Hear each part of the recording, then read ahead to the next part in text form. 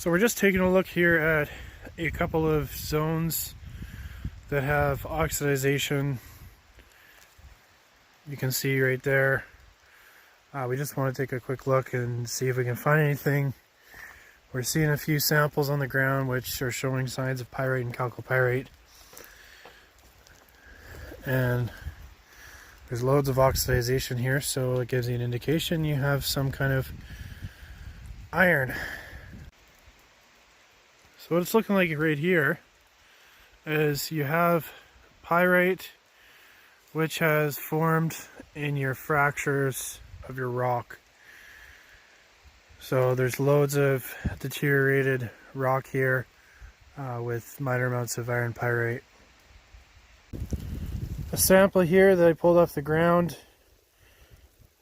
You can see iron pyrite, a little bit of quartz in there, and it is hosted in a chloritized schist. So that is a pretty good sample and a pretty good indication that we have a sulfide vein somewhere in the vicinity, or at least sulfide in some schists around here.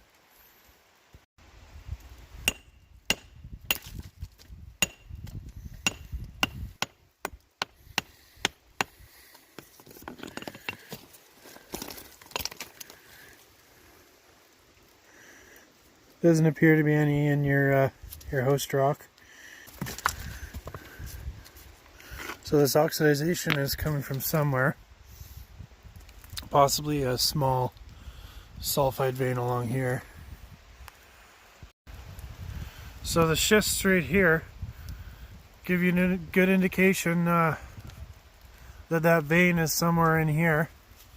Maybe been all pulled away, but I don't want to hammer too much on this because it looks a little unsafe. It's a big overhang. So over here you have more oxidization and you have some staining like this. Your yellowish staining. And you often see this yellowish staining when you have iron sulfides. So weathering of your sulfides, which causes that, your burgundy color or rust or oxidization is weathering from your irons to oxides.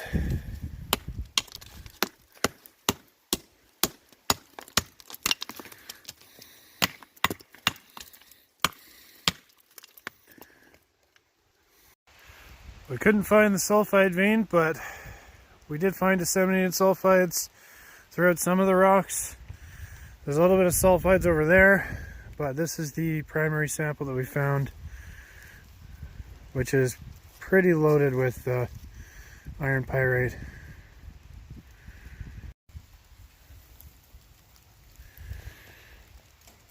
Samples with disseminated iron pyrite. Maybe a little bit of chalcopyrite in there, like right there.